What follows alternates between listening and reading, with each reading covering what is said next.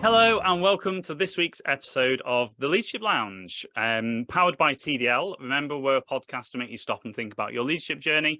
I'm going to add value by speaking to amazing people with amazing stories and experts in their field. And we're really trying to build a community of future-focused leaders.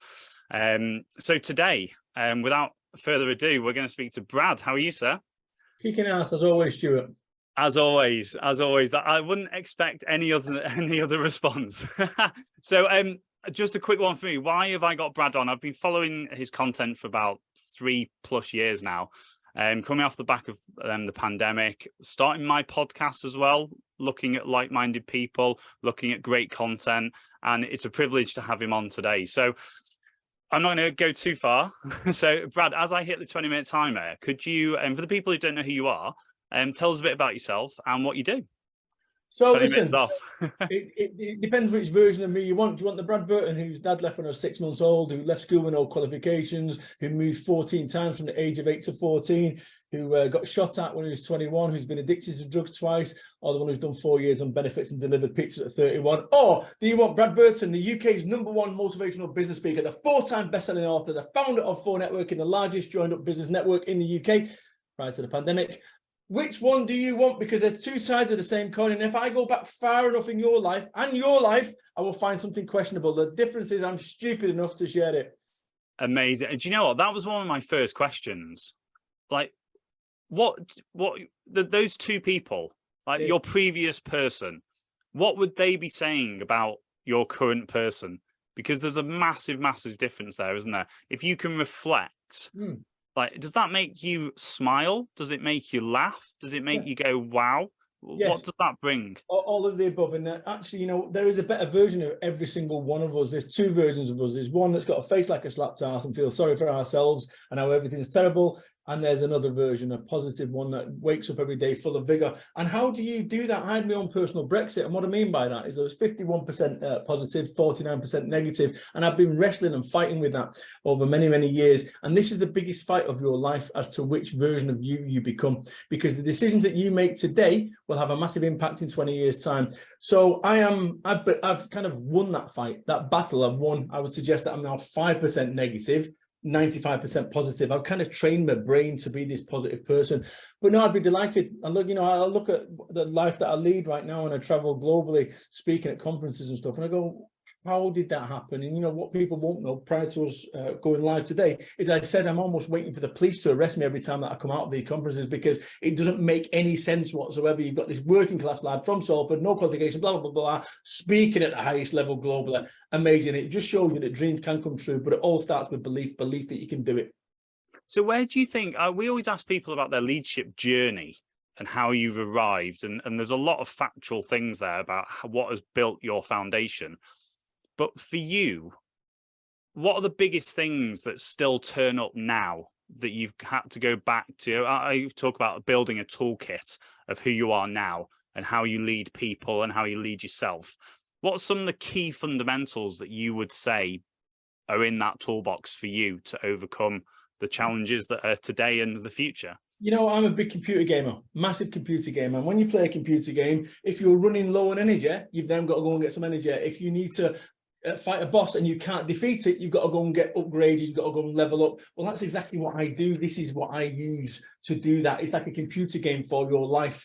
And I've been using that for the last 20 years. I am a big gamer. I've been doing for 40 years. So the same principles as computer games is exactly the same principles of life. And if you play it like that, so I'll give you an example. You and I are playing Street Fighter. I'm at 100% energy. You're at 100% energy. We're full of confidence. And then all of a sudden you whack me a few times and now I'm at 40% energy. Am I going to be playing the same way at 40% energy as I was at 100%? No. So energy has a massive impact. Right now, you see what's happening globally, the energy crisis. What about your own personal energy? So the thing that we end up doing in life is we fritter energy away on stuff that doesn't matter. And I always ask this question, is what I'm doing, is what we're doing as a team moving the needle? If the answer is no, why are we doing it? Let's go and do what it is. And it's really a case of every single time being in every single decision. Right now, we make Fact, 30,000 decisions every single day. If I was to ask your audience how many decisions that they make on any given day, most people say between 100 and 500. So what happens to those 29,500 decisions that we're just not conscious of? And that's what you've got to do. In order for you to be a strong leader, in order for you to power forward and to be a success, you need to be conscious of every single decision. And that's what I am. I'm conscious of every single decision. Even the microsecond delay in making it, that's what I will do to be conscious in every decision.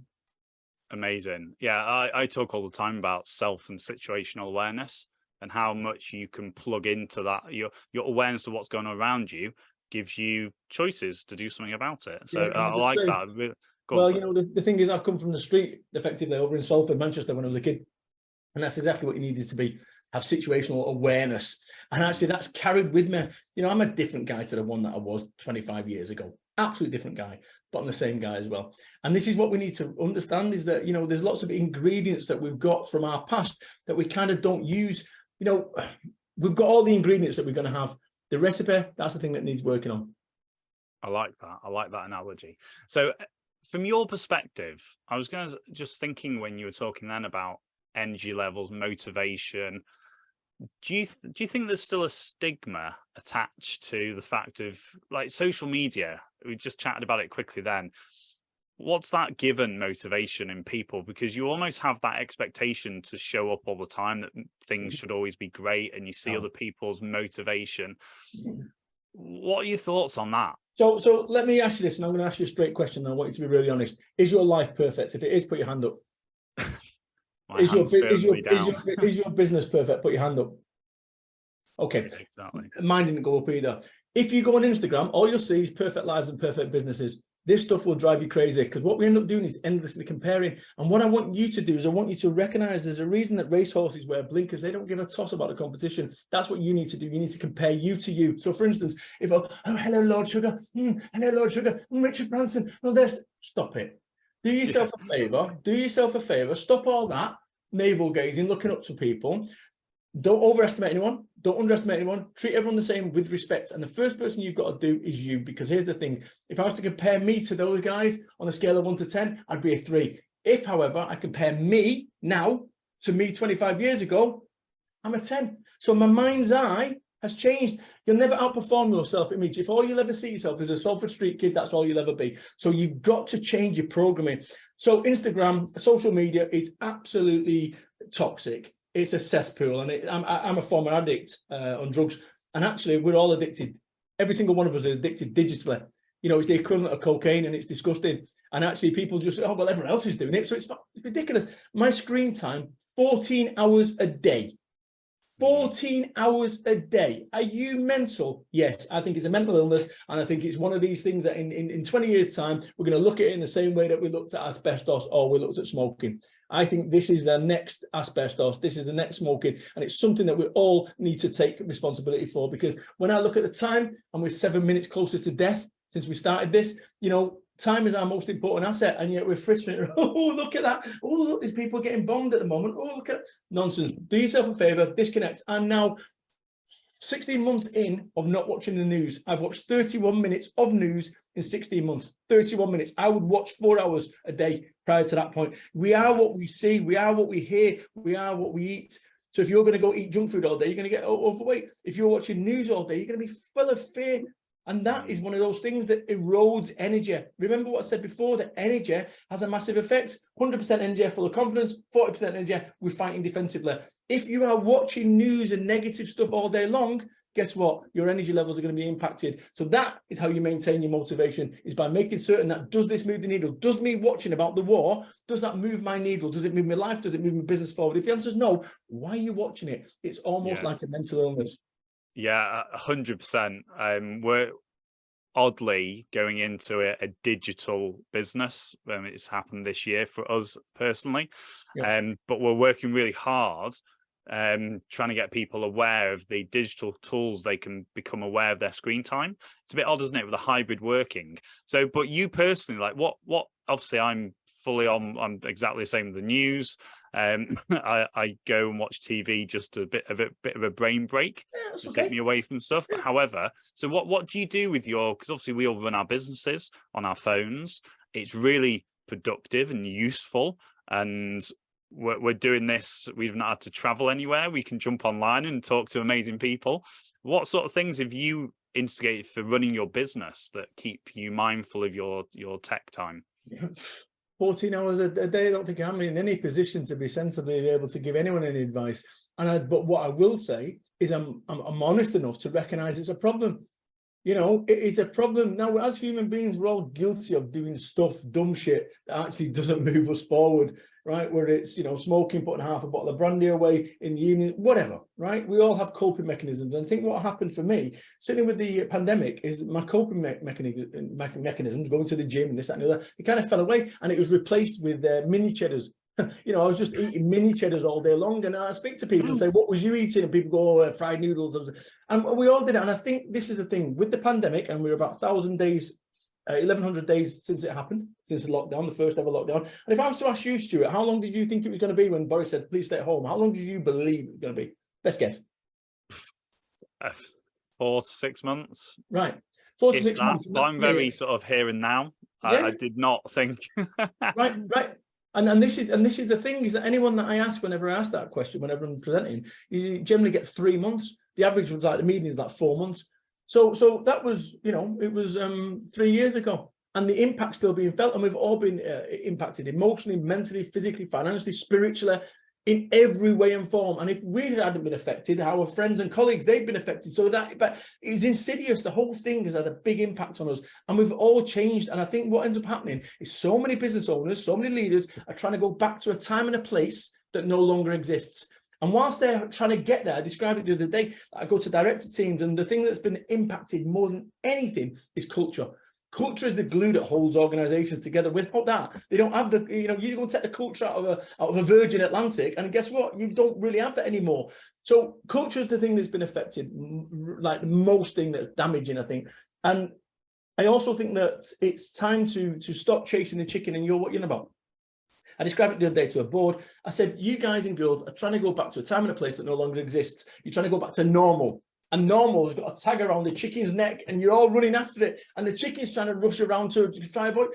There's no normal anymore. Do yourself a favor. Go back to what I said about energy and how important it is. Stop moving.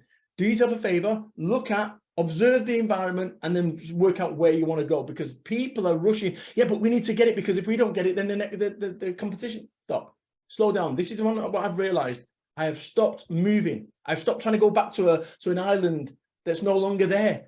Because when you get there, it's moved and everything's moved. So just stop, survey the landscape, and work out where you actually want to get to. And actually, will go in this direction? Will it get us there? Or maybe, just maybe, things have moved.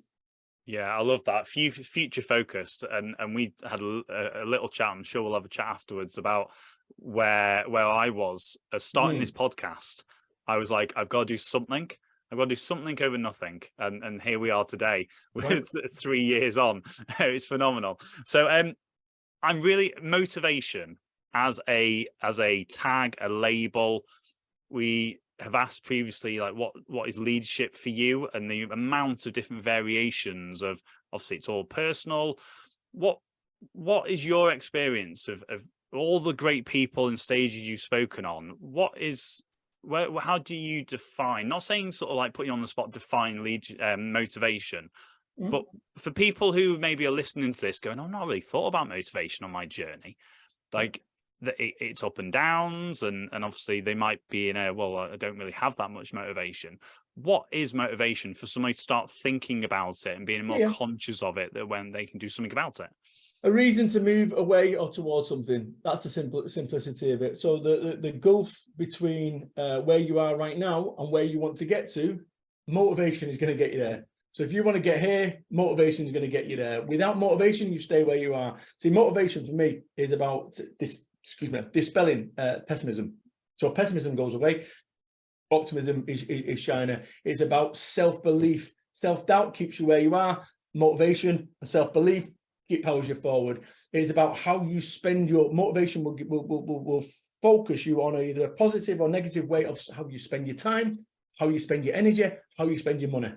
So that's the difference. So motivation, what I do, I go into an environment of people who are either unmotivated or not conscious of motivation, and I press their hotspots, not me. I don't, you need to do this. I don't do any of that. So I'll give you an example of how I work. Stuart, I want you to rewind to a time in your life when if you'd have made a different decision, your life would have been fundamentally different. Maybe it was a job, maybe it was a girlfriend, whatever. I don't know. Just have a think about that. Do you want me to give you an answer? No. Okay. No, but only because the clock's ticking. Otherwise, Yeah. So you've done that, right? Yeah. You can't fucking rewind. So too often in life, we spend time, oh, what happens if, and that's it.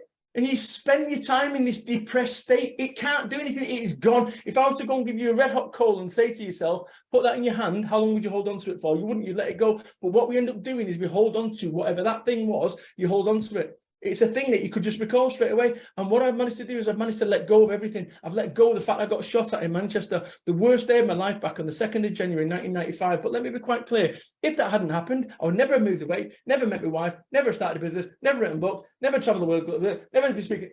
Everything happens for a reason. So once you recognize that, everything's good. It's when you don't recognize that, and that's what motivation will do. Motivation will put you in a mindset to say, yes, I get some terrible stuff has happened. The only way that we can erode or delete the terrible stuff in your life is by deleting the great stuff in your life as well.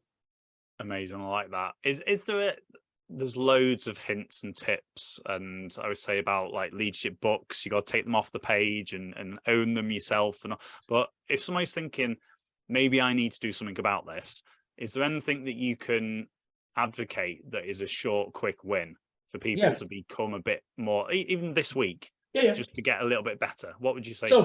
So my business plan that got me from a 25 grand in personal debt to a multi-million-pound national business was this. It wasn't 85 pages. It wasn't there. I didn't have any flow charts, but what it was to be better in the next 2 weeks than the previous 2 weeks. That's it. And if you ever find yourself, think about going down a corridor, and in the corridor, on the room on the right is a room full of positive people. On the left is a room full of negative people. Which room would you go in, Stuart? Definitely the positive. So why is there rooms up and down the land full of negative people? Do they realize they're being negative? You go and put a positive person in a room full of 49 negative people. Guess what? You've got 50 negative people. You go and put a negative person in a room full of 49 people, positive people. Guess what? You've got 49 positive and 1 negative.